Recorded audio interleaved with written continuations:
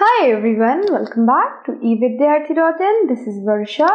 तो आइए चलिए शुरू करते हैं हमारा चैप्टर नंबर 7 के MCQs. तो चैप्टर 7 का नाम है हमारे Ashoka the warrior who gave up on the war. तो इसके अंदर हमने अशोका की बात करी थी, अशोका के लाइफ के बारे में जाना था, दैट हाउ उनके लाइफ में क्या क्या आए, चेंजेस आए, किस प्रकार से वो एक ग्रेट वॉरियर थे एंड स्टिल जब उन्होंने इतना सारा मार काट देखा, इतना सारा खून खराबा देखा, he gave upon the war. तो चलिए स्टार्ट करते हैं इसके MCQ और समझते हैं कि हमने कितना समझा इस चैप्टर को. So first question is which are the animals shown in our national emblem? तो हमारा जो राष्ट्रीय प्रतीक है, राष्ट्रीय चिन्ह जो है हमारा, उसके ऊपर कुछ एनिमल्स बने हुए हैं. उन एनिमल्स के नेम आपको बताने हैं यहाँ पे. फर्स्ट है गोट्स, B है हमारे पास लॉयन, C है bull and D option is both B and C. So ये क्वेश्चन बार बार बच्चों को बहुत ही ज्यादा परेशान करता है. क्यों? क्योंकि उनको लगता है कि अरे नेशनल एम्बलम में तो लॉयन ही है सिर्फ. तो अगर आप देखोगे नेशनल एम्बलम को, यू विल फाइंड कि लॉयन तो है हमारे पास, लॉयन है हमारे पास, बट लॉयन के साथ साथ हम यहाँ पे बुल भी देखते हैं. एक बुल को देखते हैं यहाँ पे और यहाँ पे एक हॉर्स भी है. So both lion, bull and horse, both की जगह all three are present on our national emblem. तो ये जो बुल और लॉयन का ऑप्शन है, तो हम ये कह सकते हैं कि both B and C are the correct option. हाँ, लॉयन डोमिनेटेड है, यहाँ पे लॉयन सबसे ज्यादा दिख रहा है. लेकिन अगर कोई पूछे नेशनल एम्बलम पे कौन कौन से जानवर हैं, यहाँ पे कह रहा है ना कि कौन कौन से जानवर हैं, तो बोथ B and C यानी lion and bull are the correct option. अगर हॉर्स होता तो हम हॉर्स को भी टिक करते हैं. ओके, सो नेक्स्ट चलते हैं हमारे नेक्स्ट क्वेश्चन पे. Question number 2, how many lion are shown in our national emblem? जो नेशनल एम्बलम है उसमें कितने एनिमल को शो किया गया है?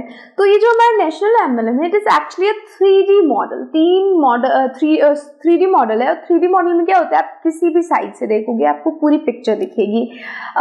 इसमें क्या है, आप अगर हमारा ये नेशनल एम्बलम देखोगे, so you see 1, 2 and 3, 3 lions आपको देखने को मिलेंगे. लेकिन इस लॉयन के पीछे भी एक लॉयन है. तो काफी ऐसा लगता है, किसी भी साइड से आप देखो, यहाँ से देखो, पीछे से देखो, तीनों साइड से लगेगा कि there are only 3 lion, but actual में द नंबर इज 4. तो आंसर हो जाएगा हमारा 4. तो नेक्स्ट चलते हैं. What was the name of grandfather of Ashoka? Ashoka के ग्रैंडफादर का नाम क्या है? सबसे पहले देखते हैं. कृष्णा A है, B है महावीर, C है Siddhartha and D is Chandragupta Maurya. Siddharth was the name of Gautam Buddha, हमने अपने 6th चैप्टर में पढ़ा था. महावीर तो जैन के गुरु थे और कृष्ण तो भगवान का नाम है. बट चंद्रगुप्त मौर्य एक ऐसे राजा थे जिन्होंने पूरे मौर्य एम्पायर की रचना करी, स्थापना करी, और अशोका इन्हीं के पोते थे. यानी अशोका के जो दादा हुए, ग्रैंडफादर हुए, वो कौन होगा? चंद्रगुप्त मौर्य. यानी कि हमारा option B is the right answer. आगे चलते हैं. अगला क्वेश्चन कह रहा है, in which book were Chanakya's idea written? किस किताब में चाणक्य के आइडियाज को लिखा गया है? A है Ramayana, B Mahabharata, C Arthashastra and D none of these. तो अगर आपको याद होगा तो चाणक्य को हमने कौटिल्य के नाम से बुलाया था. और ये जो चाणक्य है हमारे, he is a very wise person, बहुत ही वाइज पर्सन थे. क्यों? क्योंकि जो चंद्रगुप्त मौर्य थे उनको इन्होंने सपोर्ट किया था ताकि ये नंदा डायनेस्टी कौन सी है हमारी? नंदा डायनेस्टी चंद्रगुप्त के पहले वाली डायनेस्टी थी और उस पूरे पाटलिपुत्र में उनका राज चलता था. लेकिन कौटिल्य की हेल्प से हमारे जो चंद्रगुप्त थे उन्होंने नंदा को हराया, इतने बड़े राजा को हराया और खुद राजा बने. उनके आइडियाज किसी ऐसे बुक में होने चाहिए जो कि माइथोलॉजी से रिलेटेड ना हो. ठीक है, माइथोलॉजी से रिलेटेड ना हो, आपको ऐसी बातें बताए जो कि किसी कंट्री या किसी पूरे राज्य को हेल्प करे लीड करने में. ऐसी होनी चाहिए द बुक्स. तो चलो ऐसी बुक को फाइंड करते हैं हमारे ऑप्शन के अंदर. फर्स्ट है रामायण, B है महाभारत, C है अर्थशास्त्र नन ऑफ दीज है हमारा डी ऑप्शन। तो Ramayana and Mahabharata are mythology book. Arthashastra यानी कि इकोनॉमिक्स की एक किताब है जिसको किसने लिखा है, चाणक्य ने लिखा है। चाणक्य ने लिखा है अर्थशास्त्र को, जिसके अंदर बहुत सारे ज्ञान है, किस प्रकार से आप एक अच्छा नेतृत्व कर सकते हो, ये सभी चीजें लिखी हुई है अर्थशास्त्र के अंदर। आगे बढ़ते हैं। नेक्स्ट क्वेश्चन है, who is supported by a wise man named Chanakya. कौन ऐसा है जिसको एक वाइज मैन ने, एक बुद्धिमान व्यक्ति ने सपोर्ट किया? A Ashoka, B Bindusara and C Chandragupta. D option is all of these. तो हाँ, इन सभी को हमारे चाणक्य ने सपोर्ट किया था, बट असल सपोर्ट हमारे चाणक्य ने किया था चंद्रगुप्त को। चंद्रगुप्त मौर्य को सपोर्ट किया था कि वो अपना खुद का डायनेस्टी बनाए और उन्होंने हेल्प करी थी चंद्रगुप्त को पिछले राजा को हराने के लिए। So C option will be the more appropriate option. सही ज्यादा हमें चंद्रगुप्त को इन्होंने हेल्प किया। चाणक्य बिंदुसार के टाइम पे भी रहे हैं और अशोका को भी इन्होंने ट्रेन किया था, बट असल में जो सपोर्ट था उन्होंने चंद्रगुप्त को किया था। आगे चलते हैं। सो नेक्स्ट क्वेश्चन है हमारे पास, हु वाज बिंदुसारा's son। अच्छा, बिंदुसार के बेटे कौन थे? फर्स्ट है चंद्रगुप्त, बी है सिद्धार्थ, सी है अशोका, या फिर डी रामकृष्ण परमहंस। तो रामकृष्ण परमहंस अभी कुछ साल पहले, आजादी के कुछ सालों पहले थे, हमारे आर्य समाज के बहुत बड़े ये एक तरीके से कह सकते हैं नेतृत्व कर रहे थे, नेता थे।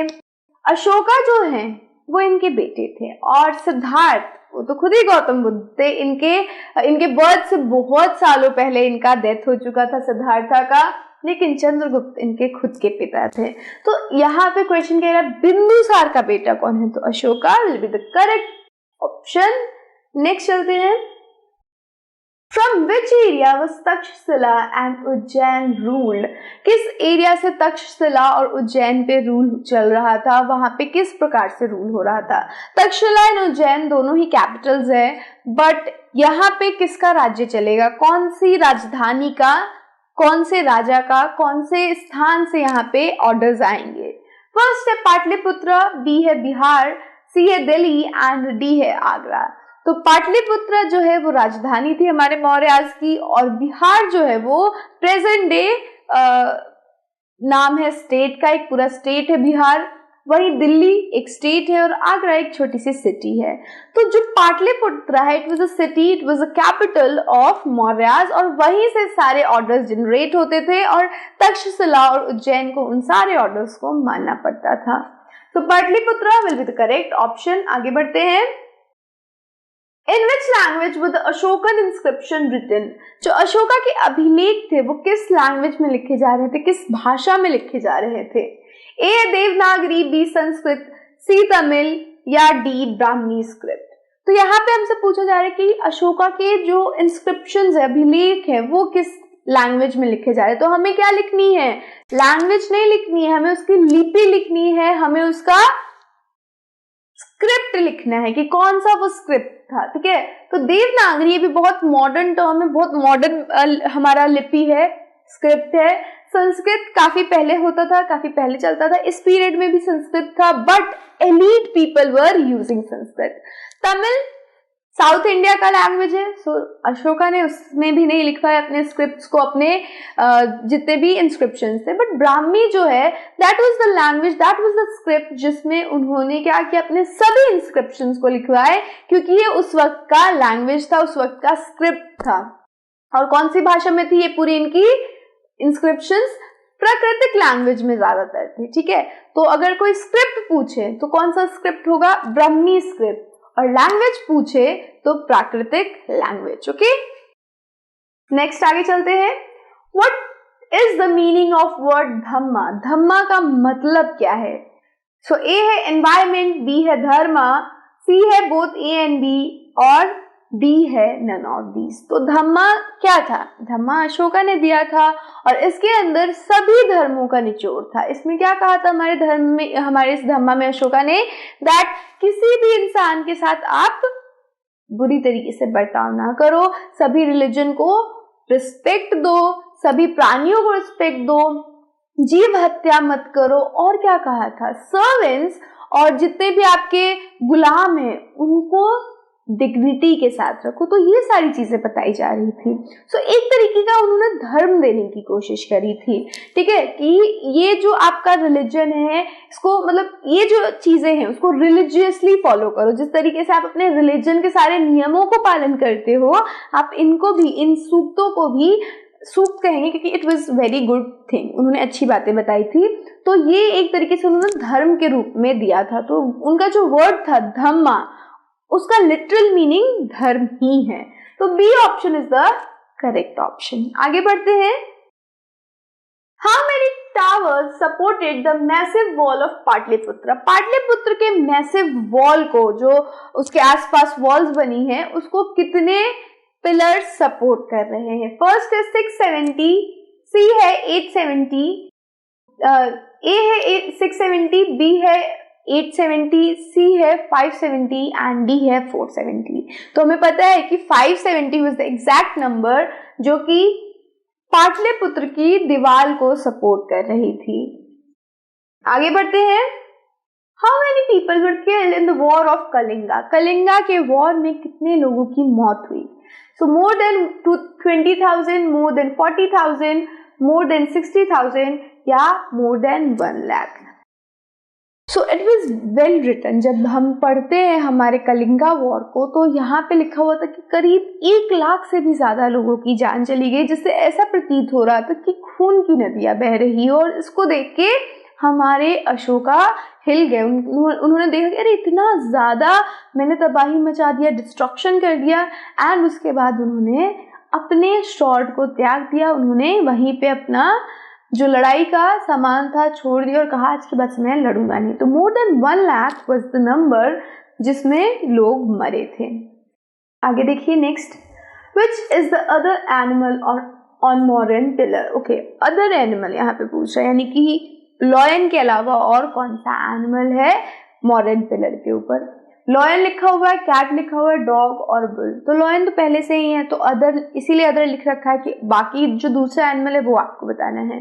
कैट नहीं है, डॉग नहीं है, बुल हमने देखा था उस पिक्चर में कि बुल है, तो अदर एनिमल कौन सा होगा दूसरा एनिमल? बुल। नेक्स्ट चलते हैं। How can A be written in Bengali? Bengali में ए कैसे लिखा जाता है? तो जितने भी मेरे बंगाली फ्रेंड्स जुड़े हुए हैं, आप प्लीज कमेंट करके बताओ अ कैसे लिखा जाता है। वैसे हमारी बुक के नीचे भी थोड़ा सा एक स्ट्रिप बनी हुई है जहाँ पे हमारे चैप्टर एंड हो रहा है, वहाँ पे अलग अलग लैंग्वेज में अलग अलग स्क्रिप्ट्स के अंदर अ लिखना सिखाया गया है। तो कुछ ये जो सी ऑप्शन वाला अ है उस तरीके से लिखा गया है अ को हमारे बंगाली भाषा में। सो बंगाली पीपल डू कमेंट ये सही है या नहीं सही है। और इसके बाद हमारे सारे क्वेश्चंस खत्म हो रहे हैं। सो व्यू रिजल्ट करते हैं। तो यार 13 आउट ऑफ 13 हमारे करेक्ट हो गए हैं। एंड विद दिस हमारा ये जो चैप्टर है उसके एमसीक्यू भी यहीं पे फिनिश होते हैं। सो अब क्या करेंगे, नेक्स्ट वीडियो में नए टॉपिक के साथ मिलेंगे, ठीक है? So till then stay safe and keep learning with us. Bye.